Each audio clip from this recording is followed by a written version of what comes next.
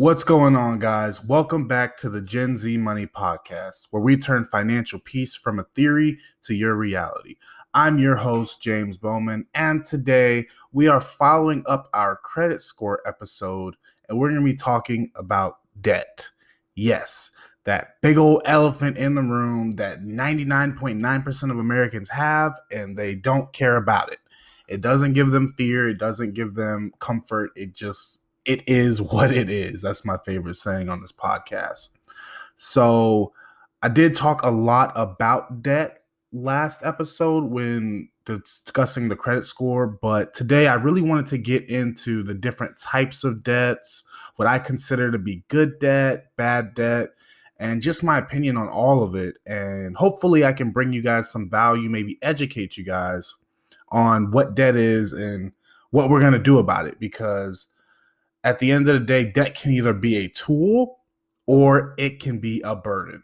And I want it to be a tool for all of you guys. So let's answer the question, James, what is debt? I'm going to keep it simple for you guys. Debt is if you owe money on a product or service to anyone for that product or service. So if you owe anybody money for any reason, it is a debt. Oftentimes, it's seen in the form of car loans, mortgages on homes, credit cards, personal loans, medical debt, student loan debt. These are all different forms of debt people take out for different reasons. And the thing is, in today's day and age, with as many of the buy now, pay later schemes they have out there, you can get debt on anything. I mean, you can get debt on furniture. You can get debt on your phone. You can buy a t-shirt and put that on payments. And so it's a lot different from back in the day. I'm kind of dating myself. I know I'm young, but some of you older listeners, you guys remember Layaway. And Layaway was a program, for those of you guys who do not know, Layaway used to be able to go to a store and they would say, you would see a product, and let's say it's a $300 product. Let's say you wanted to get a game system for your child for Christmas. And you could go in October or November and you could pre-pick out the game system, and the store would hold on to the game system and you could make payments.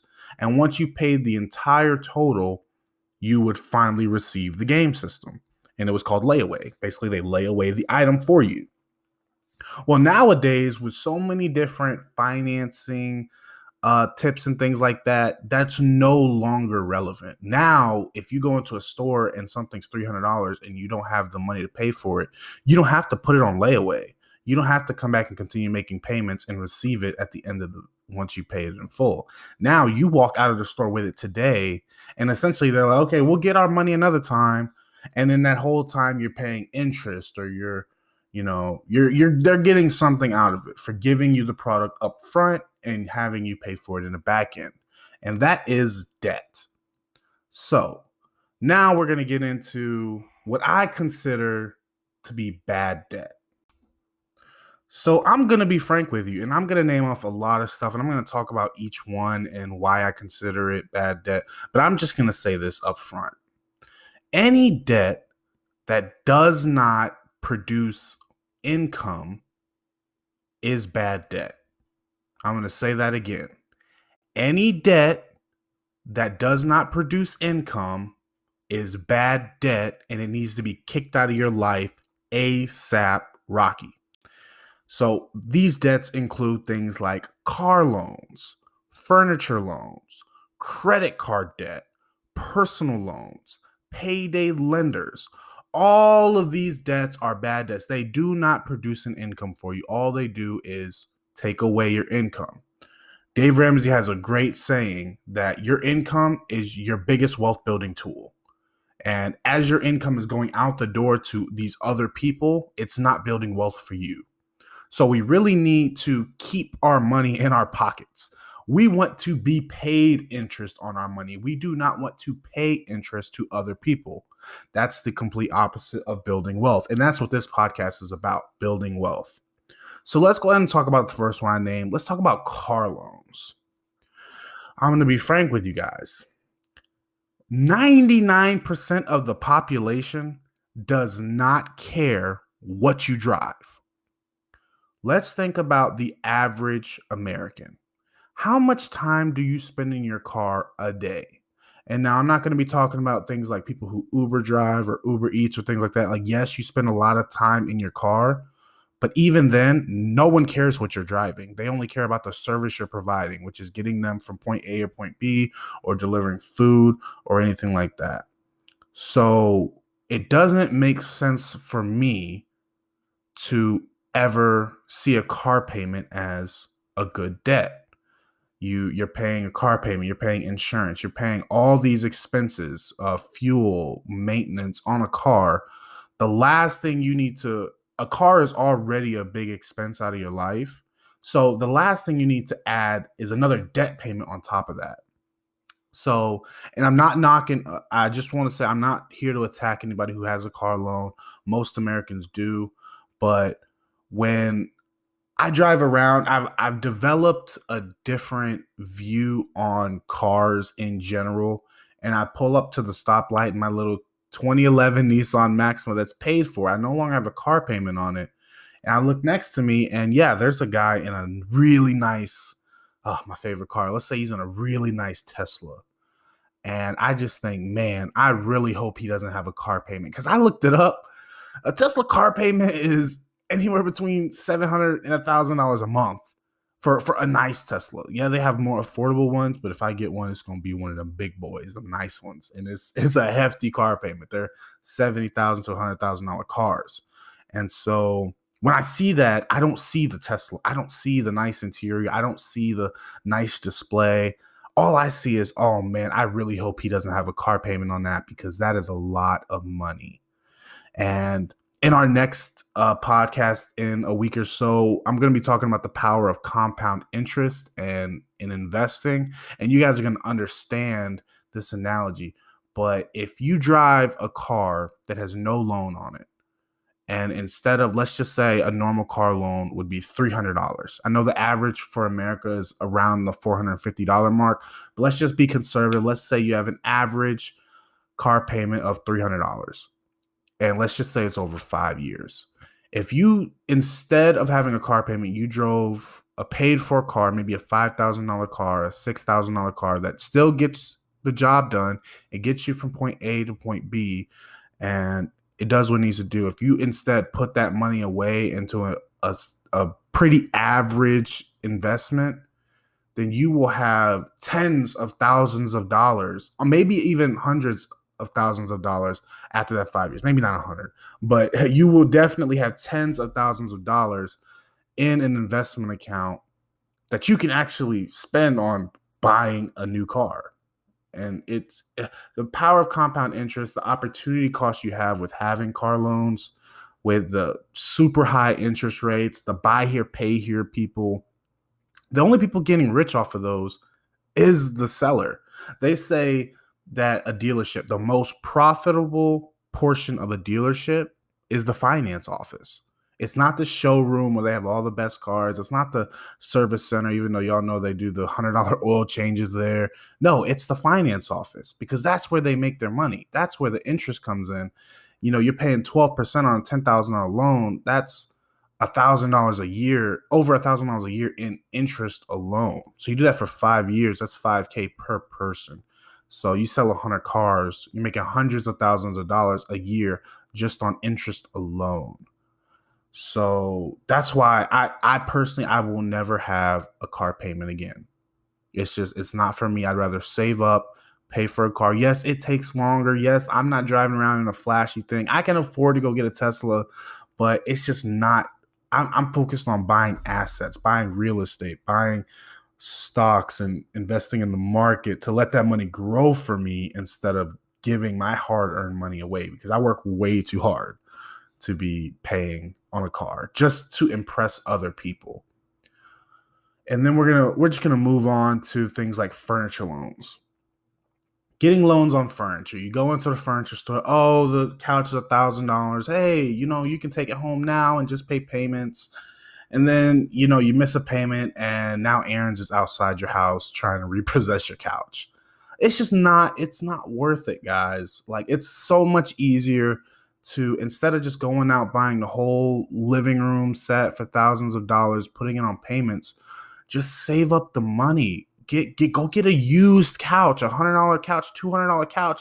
They give them away for free. They just don't want them anymore.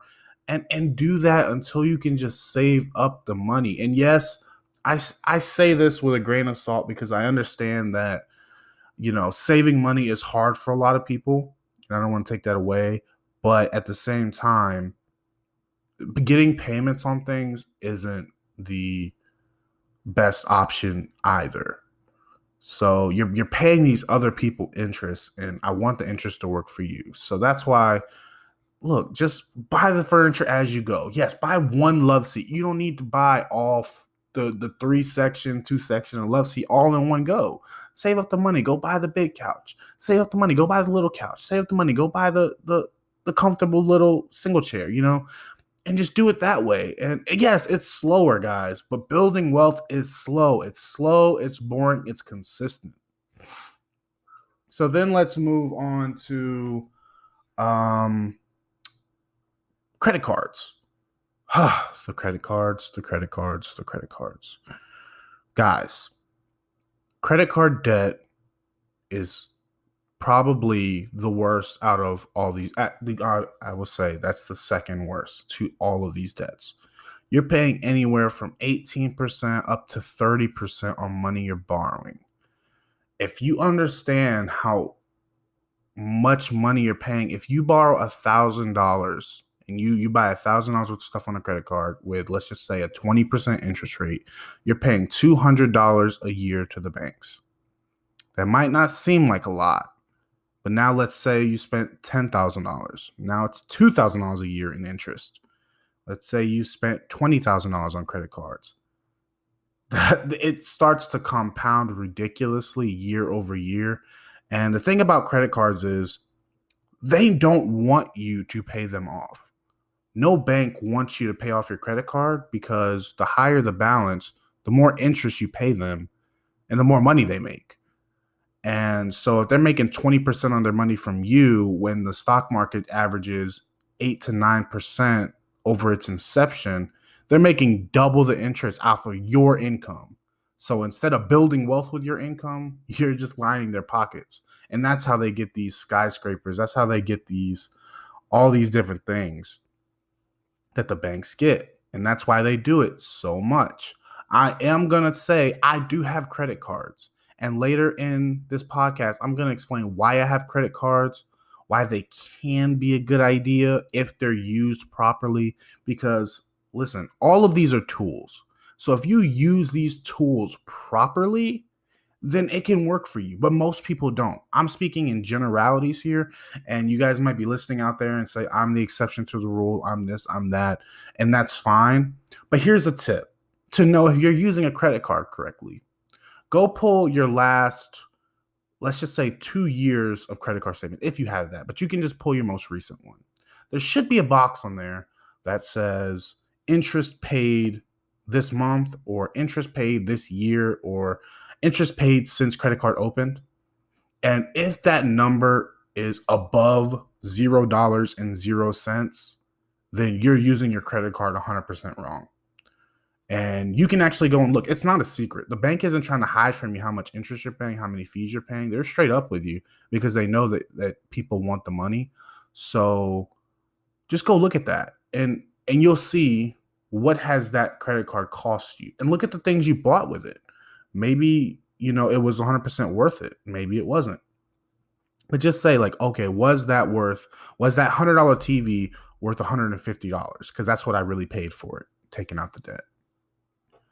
And then we got personal loans, which are kind of like credit cards, but they're just personal loans. I get it. Sometimes people are in a pinch, but when people take out personal loans for things like to buy engagement rings or wedding rings or pay for weddings or things like that. Like, guys, listen, it's really not worth it. It's really not worth it. It's so much better to save up the money. Yes, it's going to take longer, but again, money in your pocket is building you wealth. Money going to other people's pockets is building them wealth. And everybody wants to hate on the rich and say the wealthy are evil, but Jeff Bezos isn't evil. I'm buying on Amazon. So he's not evil. I'm lining his pockets, so I can't talk bad about him because he provides me services that I enjoy and that I use every day. He's not stealing from me. And then this is the big one, guys. Not many people use them, which I'm so thankful for, but still people do. The worst debt, in my opinion, that you can have is from payday lenders. Everybody has seen that commercial where, oh, yeah, just trying to stretch it until payday come in. We'll give you a loan and you just pay us back when you get paid, blah, blah, blah, blah, blah. It's going to be great. Listen, guys, you are paying so much money. That is the most expensive money. You're paying so much to them, up to 30% to 100% to 300%. These guys are crooks. They prey on the poor. That's why this podcast exists, because I want payday lenders to go out of business. I want no one to ever have to step foot in there to make their electric bill, to do this. I don't want to have to stretch it until, I don't want no stretching. I don't want no bending. I don't want no manipulation of your wallet. I want money coming in. I want money going out, and that's it. I don't want to finagle. I don't want to finesse. None of that. I want these people to go out of business. They are charging you ridiculous amount of fees, ridiculous amount of interest rates. They are making they're making all of their money off of you guys. And I want you guys to never go in there again. So if you have any of these debts, if you have any of your payday lenders, you have any of your personal loans, you have any of your credit cards, furniture loans, car loans, you owe debt on your car, anything like that, please make a plan to pay it off. My biggest suggestion, which I think it works, it also comes from Dave Ramsey. It's called the debt snowball method. And what it is you line up your debts from smallest balance to largest balance, and you pay minimums on all of your debts, and you attack the little one with a vengeance. I'm talking, he uses the analogy like a gazelle running from a lion. Attack it with your life. And a lot of you guys are thinking, who are mathematical, well, James, that doesn't make sense, because if I have a 30% loan over here that has a higher balance than this 20% loan, or this 50% loan that has a smaller balance, it would just make sense if I have a 30% loan with a higher balance and I have this 20% loan with a higher than that balance, it makes sense to attack the 30%. Yes, mathematically, it makes sense, but a lot of times finances is not, it's not about the math. It's about the emotions. It's about living it through, being able to knock these debts off, because every low debt you knock off, every low balance that goes away, now that minimum payment you were paying on that rolls into the next highest one, until they're 100% gone.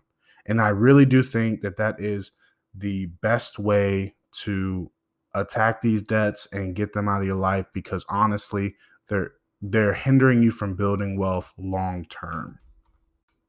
So I will say the biggest thing about knocking out these debts, the hardest part about knocking out these debts, isn't actually paying them off. It's actually really simple to pay them off. But the hardest part is not getting back into them. So James, how do you stop going into debt when you're paying off debt? Well, that's where you have to have an emergency fund. I suggest anywhere from $1,000 to $5,000, just a base. That way, when your tire blows, you're not reaching for a credit card to pay for it. Or if you break your leg and you have to pay a deductible for that, you're not, you're not taking out a personal loan, you're not going into medical debt for it. You need to have some type of emergency fund, some type of buffer between you and this bad debt in order to stay clear of it and get it out of your life. It's super duper important that you have something, anything, whether it's $200, $500. Like I said, I suggest between 1,000 and 5,000, depending on the size of your family, but you need that buffer. And I'm not going to sit here, personal finance is personal, so I'm not going to sit here and say this is the hard number for anybody, but there has to be some number, some thing between you and going back into debt while you're paying it off. But now I'm going to transfer over to, what do I consider good debt? I'm going to consider good debt. There's only two, in my opinion. And I guess I'll go three. Credit cards, when they're paid in full every single month, which means you're paying no interest on the money you borrowed. Mortgages, not on your primary residence, on investment properties that produce income. And business loans.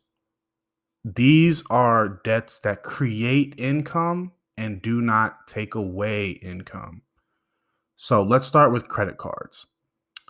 When you open up a credit card, have any of you guys seen that bonus? You spend $3,000 within 3 months and we'll give you 10 points, blah, blah, blah.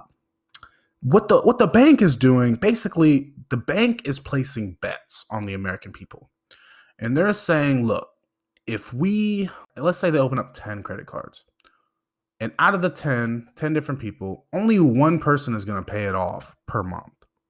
That's just it. It's just not many people do it. Only 1%, 1 out of 10. So that's 10%. So how do we incentivize those 10 people to open it up? Well, we offer them points. We offer them rewards. We offer them cash back. And they're going to be so interested looking at the cash back and all the points they're earning and all the rewards they're earning from using their credit card.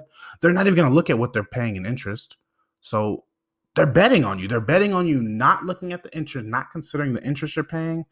And they're betting on you just staring at the points, the rewards, and all that. There is a way to get the best of both worlds, to pay no interest and get the points. And that's paying off your card in full every single month.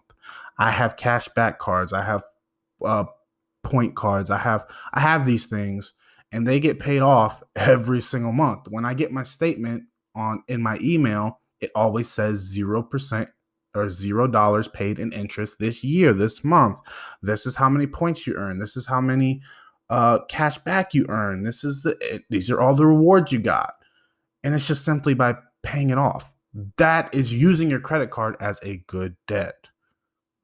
Now let's move on to mortgages. Guys, I'm going to tell you this, and you know what? We have been lied to as people. All of the generations before us have been lied to. They're trying to lie to us. You hear it here.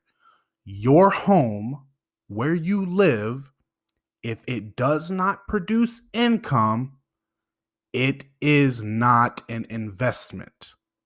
I'm going to say that again. Your home that you live in, if it does not produce income, it is not an investment. What does that mean, James? That means sometimes people purchase their homes and they have it produce income. For example, renting out rooms, renting out space for storage, renting out, being creative, getting roommates, buying multiple, for example, a duplex that has 2 dwelling units in one house, 2 kitchens, a duplicate of everything. That way a family can live in one side, a family can live in other. It produces income. Yes, it might not produce all the income to cover the debt, but it definitely lowers your living expenses. Because let's just say you have $1,000 house. Let's just say it's a 2-bed, 1-bath house. You buy it, you live in it alone, and let's just say it's $1,000 a month. Now you're paying $1,000 a month to live there. But let's just say Billy over there, Billy goes and buys the same exact house, $1,000 a month, 2-bed, 1-bath, and he decides to go get a roommate. And yeah, you have to share a bathroom. So what? And let's just say the room that the roommate rents is $500. Now you're receiving $500. Your mortgage payment is $1,000. Now you have your living expenses are $500. So let's say you take the extra $500 you're saving and you throw it into an investment account. And you put that in there for, let's just say, 10 years. And you do that. And your home produces income. Now your home is an investment because now you're saving money and it's allowing you to invest that money elsewhere. People who buy a house, live in it, it doesn't create any income. It's not an investment, which is fine. It's fine. Your house does not have to be an investment. The house that my wife and I live in right now is not an investment. I say all this to say you need to buy something if you're not going to use it as an investment, if it's not going to produce income for you. You need to buy the smallest, cheapest thing that accommodates your family. We bought the smallest house for the least amount of money that we could in the area we wanted to live in that would work for our jobs. That's it. Yes, it doesn't produce income, but it also keeps our living expenses low because our mortgage might be $1,250 a month, but if we came and rented here and we wanted the same amount of house, we would be paying $1,800 to $2,000 a month. So we're still saving money on our living expenses, which again, our house is not an investment, but it's still saving us money. So yes, everyone should purchase a home to live in. It's the most stable way of doing it. It does come with hidden costs, but you just understand that you're not buying it for an investment. But I'll give you guys another example. The first property my wife and I bought it with the intention of knowing that we were only going to live there for a year to a year and a half and turn it into an investment property, which the rent would cover the mortgage, plus things like vacancy, capital expenditures, which is basically things like a roof, refrigerator, stove, and minor repairs like holes in the walls or servicing the AC and things like that. So the rent would cover all of those different things and produce a profit. While we lived in that house for that year and a half, the home was not an investment. It was not making us money. Yes, it was saving us on living expenses because if we were to rent something that size, we would be paying double the price. But at that time, it was not an investment. It was not creating income for us. It was an expense. It was a liability. Once we moved out, we moved into our new house. Now this is our liability. This is no longer our investment, but that property that is generating income is an investment. Okay? Mortgages can be good debt if you use it right, if you use it to purchase investments, or if you use it, it could be good debt if you're using it to keep your living expenses lower than as if it would be renting. So that's why I cannot stress it enough. Your home is not an investment, but mortgages are good debt. They can create income for you. The more income a mortgage can create, the less you have to work to create an income. And that's when you start stepping towards financial peace that you know if you miss a week of work, it's okay because I have this income coming in from mortgages on properties that I own and people are renting out. And the last good debt that I discussed is business debt. I do consider it a good debt. It does produce income. Buying a business or buying things to create a business creates income. So I consider it a good debt, but it's got to be a good business. It needs business practices and you need a proof of concept to make sure it actually works. There's this false narrative that people think that if I build it, they will come.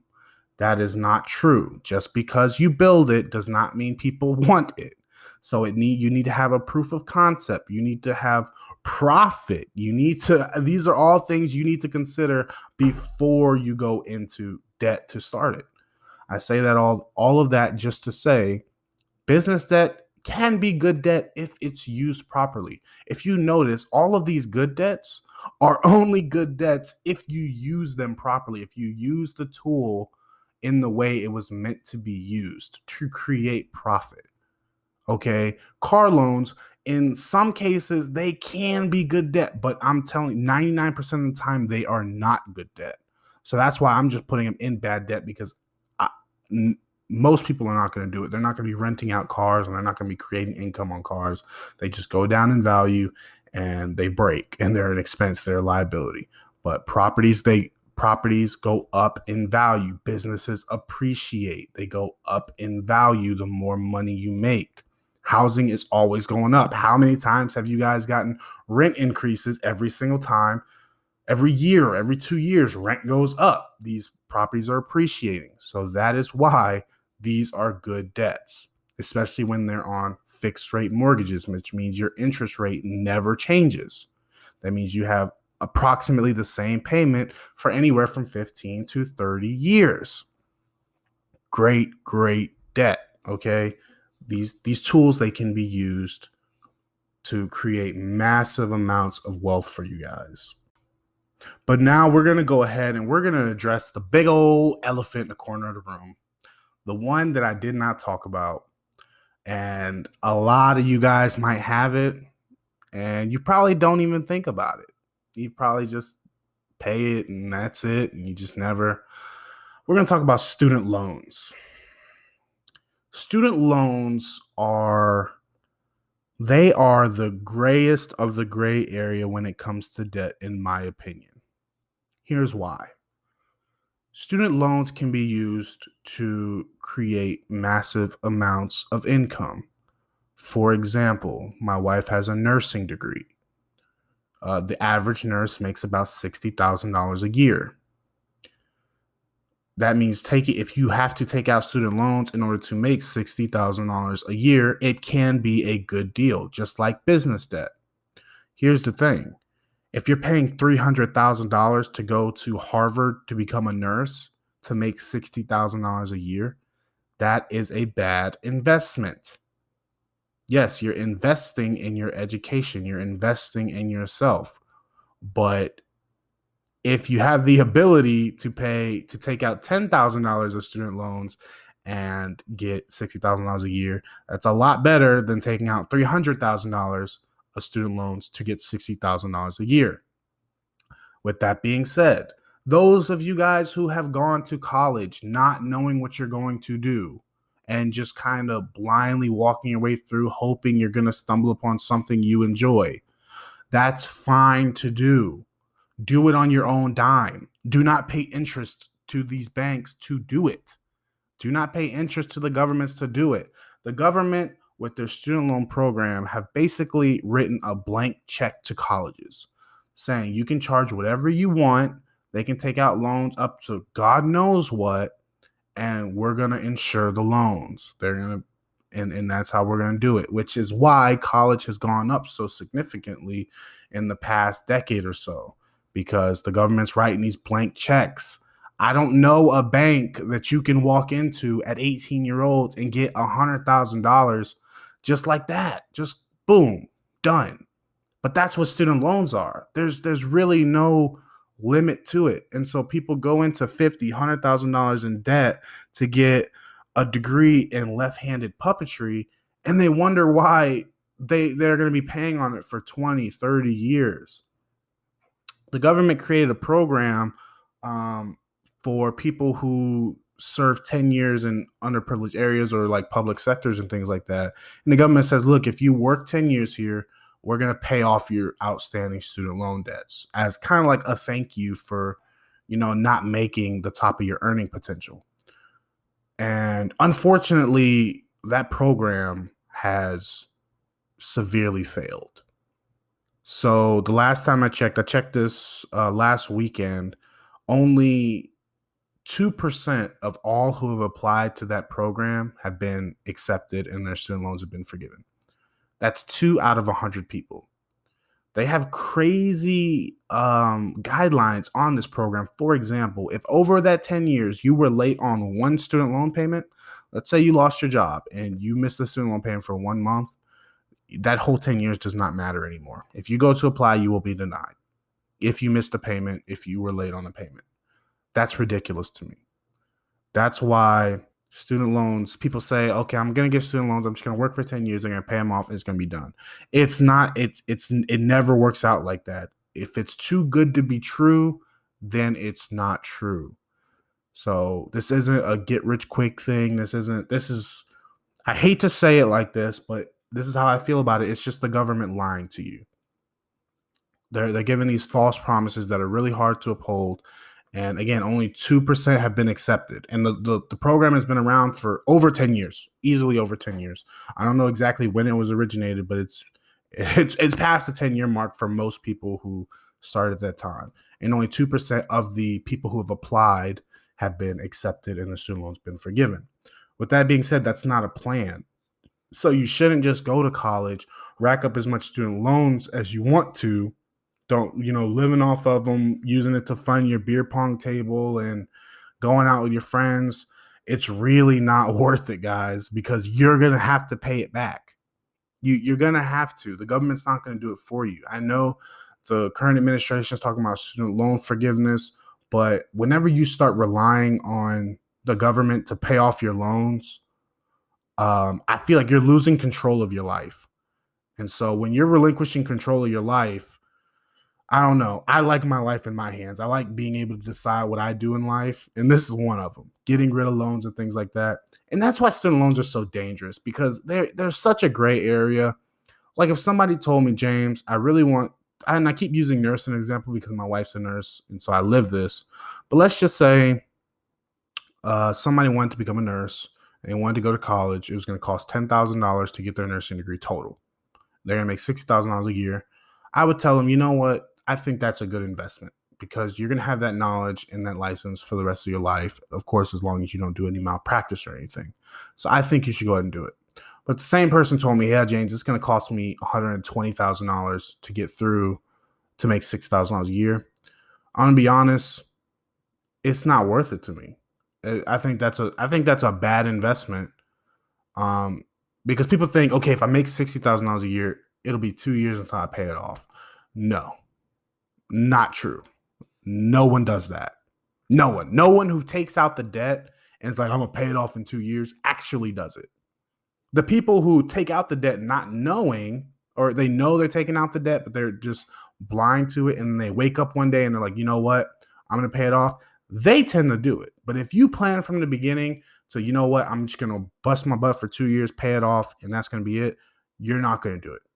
And if you do, I'll give you $1. But you're not going to do it. Like, it just doesn't happen. So you have to be mindful.